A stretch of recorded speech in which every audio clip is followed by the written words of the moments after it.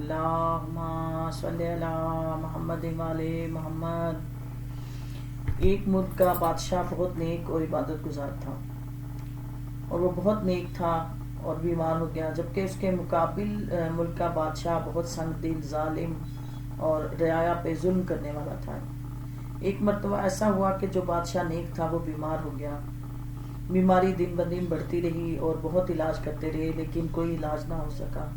حکیم طبیب اکٹھے ہو گئے، ہر کوئی بادشاہ کا علاج کر رہا تھا، مگر اس کی حالت بگڑتی چلی گئی۔ حکماں نے کہا کہ بادشاہ کو مچھلی کھلائی جائے تو بادشاہ ٹھیک ہو سکتا ہے۔ ان دنوں مچھلی کا موسم تھا اور دریا مچھلیوں سے بھرے ہوئے تھے۔ سب بچیروں کو حکم ملا کہ جاؤ اور بادشاہ کے لیے مچھلی تلاش کر کے لاؤ۔ ہر کسی نے دریا میں مچھلیوں کو تلاش کرنے کے لیے جال ڈالے، مگر مچھلی نہ ملی، اور اسی دوران بادشاہ فوت ہو گیا۔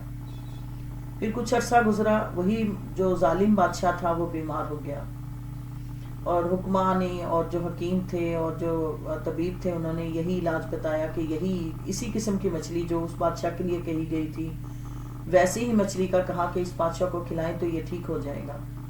اس وقت مچھلی کا موسم نہ تھا، مگر جب مچھیروں کو حکم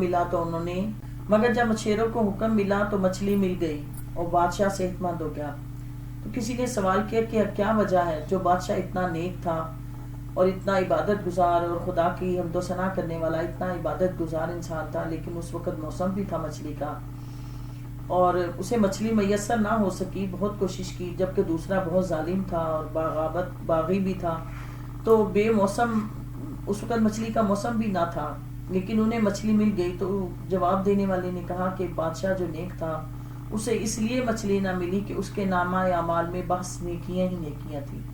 اس نے کبھی گناہ نہ کیا تھا، مگر ایک گناہ اس کے نامہ اعمال میں تھا، تو خدا نے اسے اس گناہ کی سزا دنیا میں ہی بیماری کی صورت میں دے دی، تاکہ جب وہ بارگاہ پروردگار میں آئے تو اس کا نامہ اعمال میں کوئی گناہ نہ ہو اور وہ سیدھا جنت میں چلا جائے۔ اور جو ظالم بادشاہ تھا اس نے اپنی زندگی میں کبھی کوئی نیکی کی ہی نہیں تھی، بلکہ ظالم تھا اور دنیا پہ ظلم کرنے والا تھا، خدا کا بھی باغی تھا۔ تو اس وقت اسے مچھلی دے دی گئی جبکہ مچھلی کا موسم بھی نہ تھا، اس لیے کہ خدا چاہتا تھا کہ اس نے جو زندگی میں ایک نیکی کی ہے وہ اس کا اجر اسے دنیا میں ہی دے دے، تاکہ جب وہ بارگاہ خدا میں حاضر ہو تو اس کے نامہ اعمال میں کوئی نیکی نہ ہو جس کی وجہ اسے معاف کیا جائے۔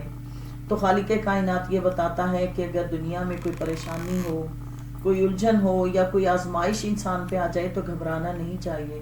وہ خالق کائنات ایسا ہے جو آپ کو کسی نہ کسی صورت میں دنیا میں آپ کو پریشانیاں دیتا ہے، لیکن آخرت آپ کی بہترین ہوتی ہے۔